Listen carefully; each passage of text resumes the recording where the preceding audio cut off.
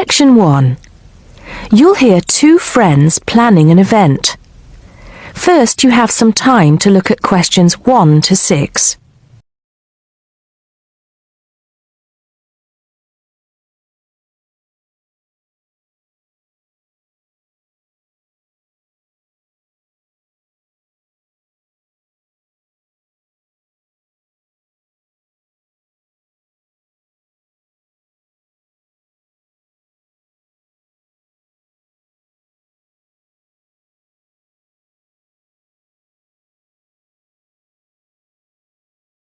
Now we shall begin.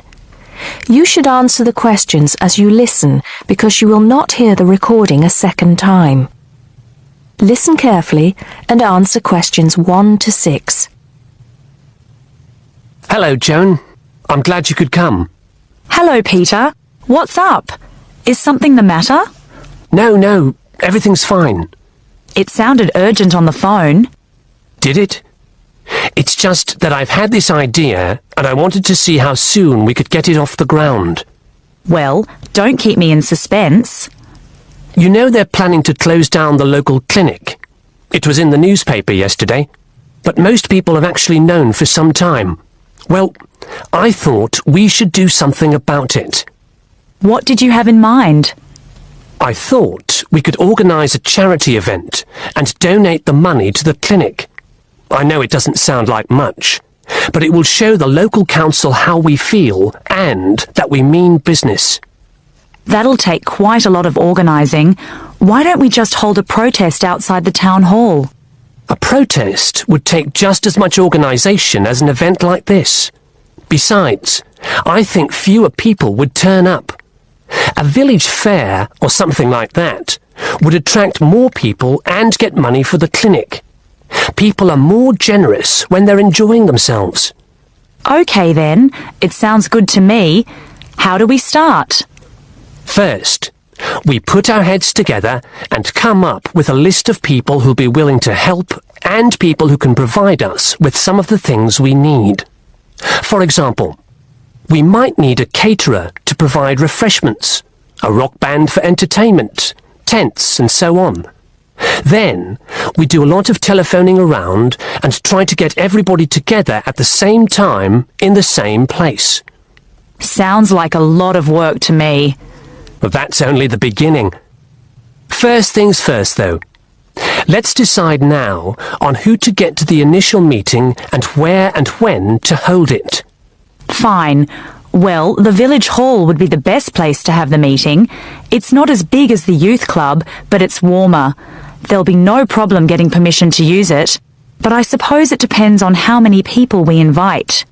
We don't want too many, otherwise the meeting will go on too long and nothing will get decided. But the village hall is a good idea. It's more official than having it in someone's living room. How many? 6 or 8 people to start with? 10 at the most? OK, now we have to decide on a suitable day and time. Suitable to everybody, I mean. A Saturday or Sunday would seem to be the best choice because people aren't at work on those days. But they may not like the idea of giving up a part of their weekend for a meeting. Unless we persuade them it's for a good cause, or that it's to their advantage, and that it'll all be a lot of fun. We'll provide refreshments, of course. What if some don't want to give up their weekend? Then we'll give them an alternative. Say, one evening in the week after everybody's finished work. We'll see which is the most acceptable to them. Then book the hall. I can do the refreshments for the meeting. I'll get Darren and Maggie to help me. I'm sure they'll be more than willing. Before you hear the rest of the conversation, you have some time to look at questions 7 to 10.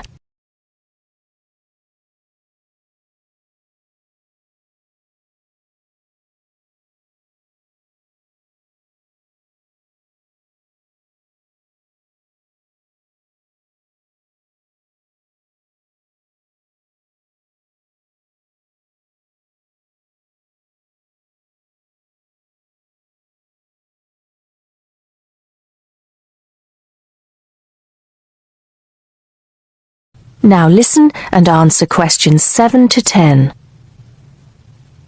So, what's next on the agenda? A list of who we want at the meeting. Yes, of course. Obviously, we want someone from the clinic. I think Dr. Perkins would be best. He can tell us exactly what the financial situation is there.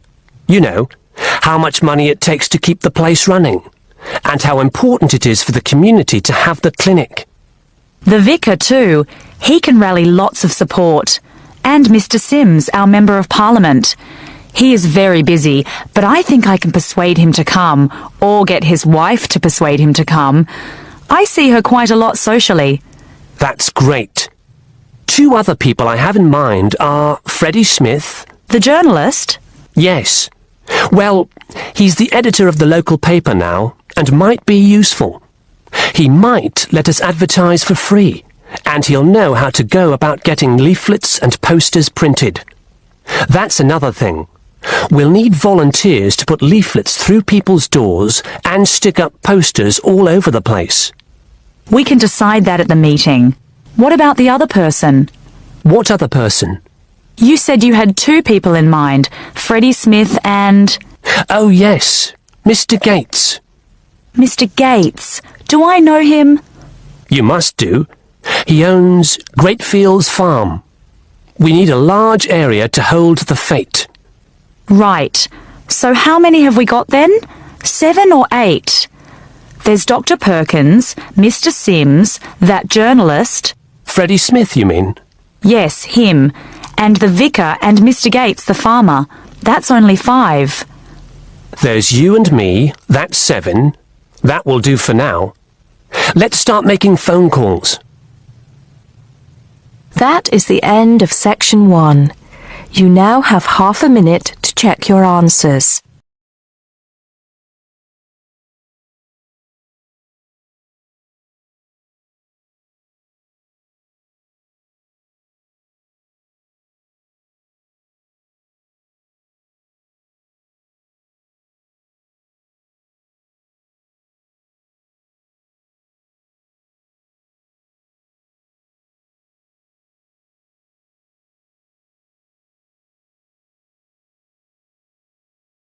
Now turns to part 2. Part 2. You will hear 2 students talking about a school project. First, you have some time to look at questions 11 to 15.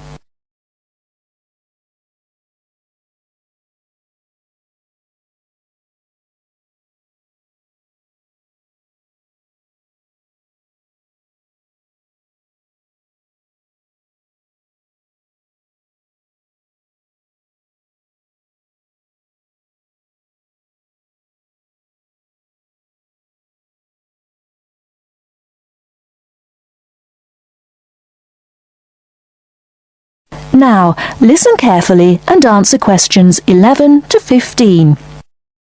Hi Lynn, how's your project coming along? Oh, not very well. I've got all the information, but I can't seem to organise it into a presentation. Well, you'd better hurry. You only have 1 more week. Yes, that's okay. It's just that... Oh... Well, why don't you try your presentation on me? Maybe I can help. Oh, really? Great. Okay, well, I've chosen solar power for my subject, and I'm going to talk specifically about domestic water heating. You know, like the ones popular in America. I've got some facts here. Oh, that's good. But just start your presentation from the beginning. Oh, right. Well, here we go then. There are many reasons why we should be looking elsewhere for energy sources. As most people are aware, fossil fuels and other such non-renewable sources are by definition finite, so something needs to be in operation soon. Currently, there are a number of alternative energy sources available which can, with a little preparation, be used to provide for a significant part of our domestic energy requirements. In this presentation, I am focusing on solar power and its application as a domestic water heater. As a renewable energy source, solar power is in many ways ideal. The amount of the sun's energy which reaches the earth every minute exceeds the energy that the global population consumes in a year. Although scientists argue that it is not finite, sunlight is certainly a long-lasting resource which is not depleted through use, and solar power converters use this energy without needing any complex moving parts. Once collected and stored, solar energy can be used for many purposes, but it is becoming increasingly popular as a domestic heating source. Generally, a building that is heated by solar power will have its water heated by solar power as well. And this has even worked in areas that are not exposed to long hours of direct sunlight, such as the United Kingdom, although not so well as in warmer climates. Why have you stopped? Well, that's all I've got so far. Oh, well. Start by talking about how effective it is. Oh, okay. Well, there are a number of factors that influence how efficient solar power can be. The first, obviously, is the amount of sunlight, and this is dependent on season, time of day, and climate. Although the UK has something of a bad reputation for sunshine, it is actually quite productive during some parts of the year. Given a sufficient size of solar panel and water storage tank, solar power can provide all of our water heating requirements in June and July, and even provide the majority until October. From October to the end of the year, this figure falls dramatically. December is the least productive, being able to supply less than 5% of the average household's hot water requirement. It is at this point that solar power needs to be supplemented with a more traditional form of heating. From January, solar power becomes more effective at a rate of about 20% per month, although this rise decelerates to around 18% by May. Before you hear the rest of the talk, you have some time to look at questions 16 to 20.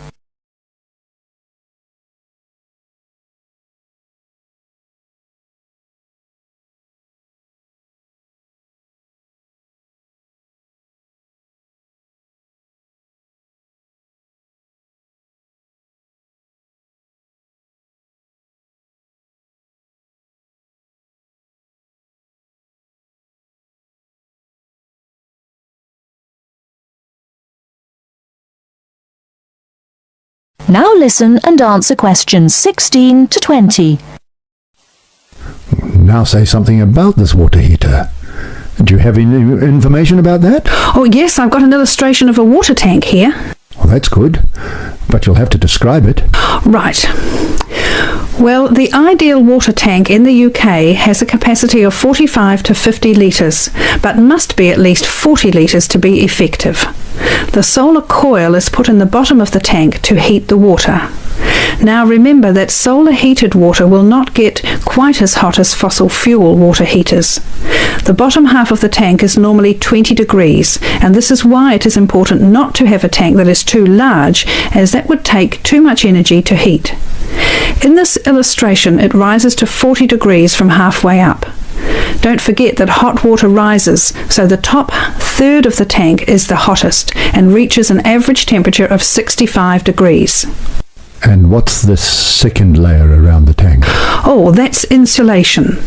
Because the tank is often either outside or just under the roof, rigid foam is used as an insulation layer. It should be at least 80 millimeters thick all around.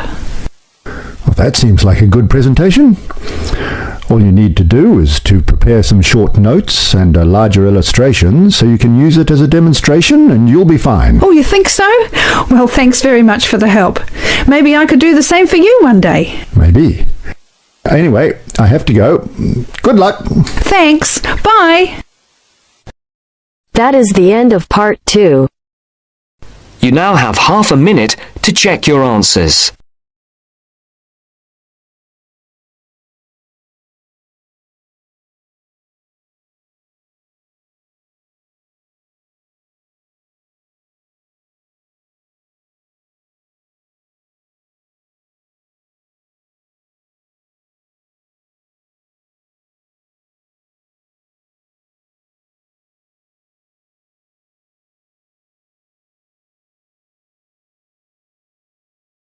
Now turn to Section 3. Section 3. You will hear part of an interview between Dr. Hilsden, a member of staff on a fashion design course, and a student, Julia, who is applying to do the course. First, you have some time to look at questions 21 to 23.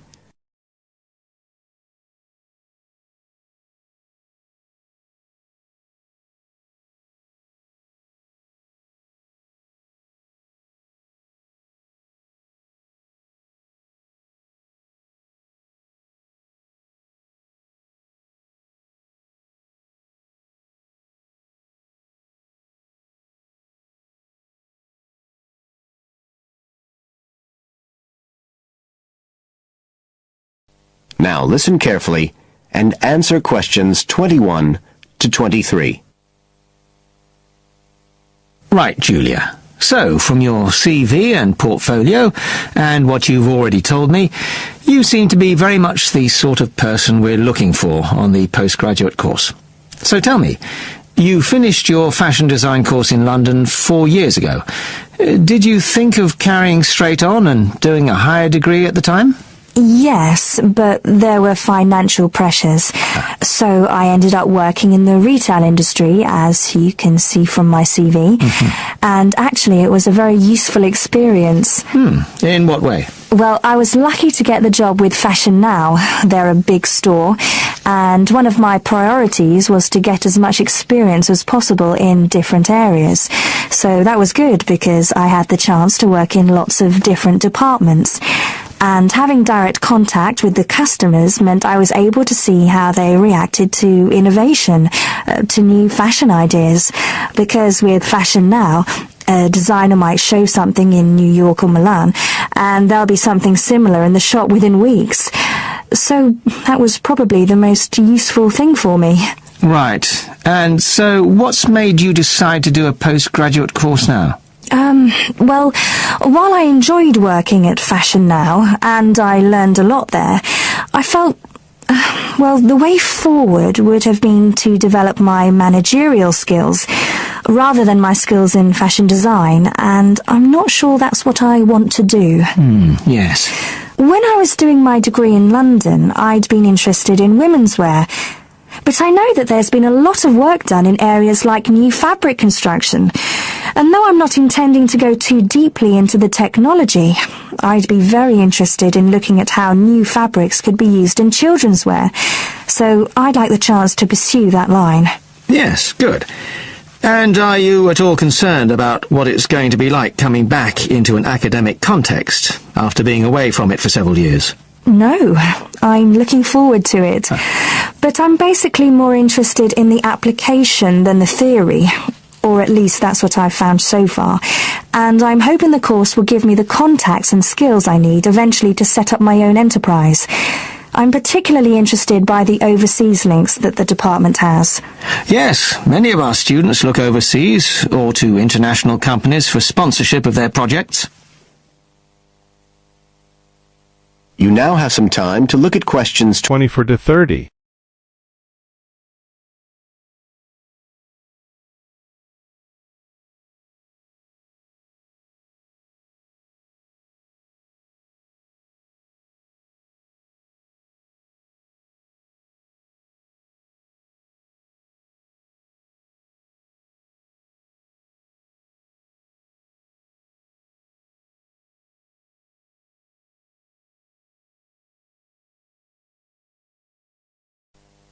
Now listen and answer questions 24 to 30. And the facilities here look excellent. I just went to look at the library. It's really impressive. There's so much room compared with the one at my old university. Yes, most students find it's a good place to study. And there are link-ups to other universities, of course, and all the usual electronic sources.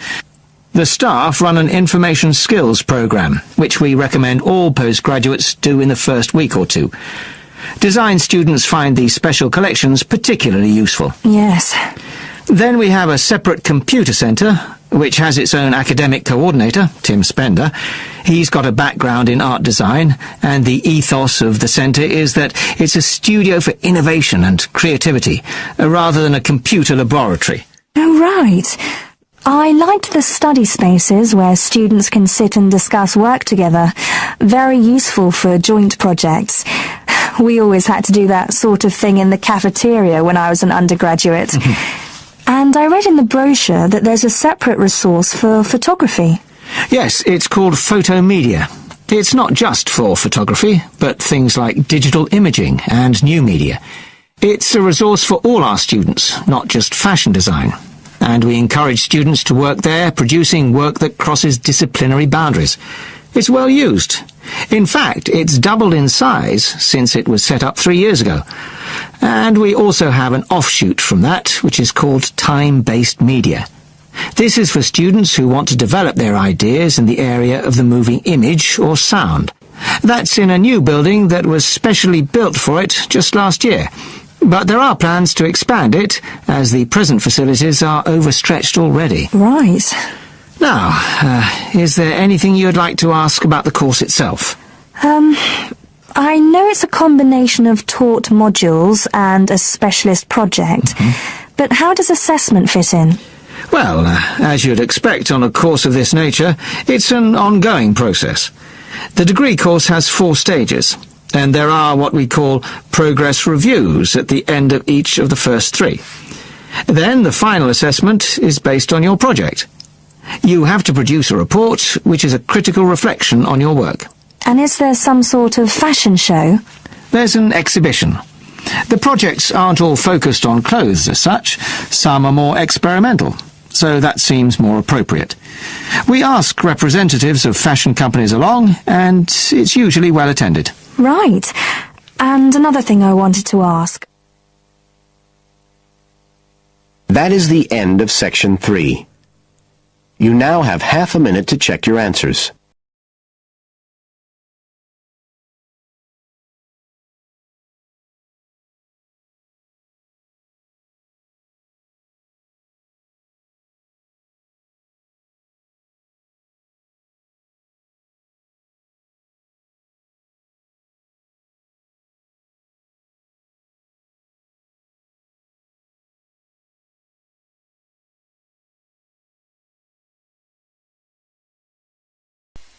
Now turns to Part 4.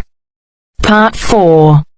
You will hear a talk on bullying in the workplace, given by a university lecturer to a group of students. First, you have some time to look at questions 31 to 40.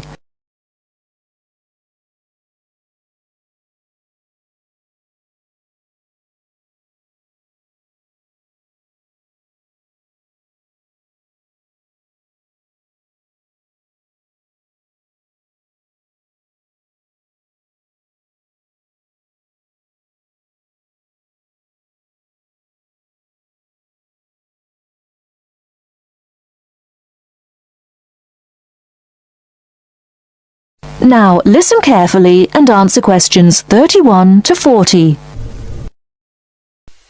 Good morning. My name is Dr. Mervyn Forrest, and I specialize in management techniques and training. I've been invited here today to talk to you about the cost to the economy of bad management.